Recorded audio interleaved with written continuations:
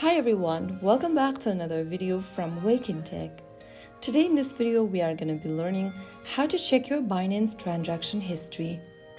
Whether you are tracking expenses, preparing for taxes, or simply staying organized, knowing how to access your Binance transaction history is essential.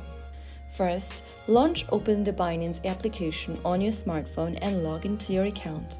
And once you are logged in, tap on the Wallet section at the top right corner. Once you're inside your Wallet tab, click on Assets at the bottom right. Under Assets, tap on History. Now, here, you will be able to see all of your transaction histories. So that's how you will be able to find your transaction history on Binance. If you found the video helpful, don't forget to like, share, and subscribe to the channel. I will be back again in the next episode. Thank you for watching.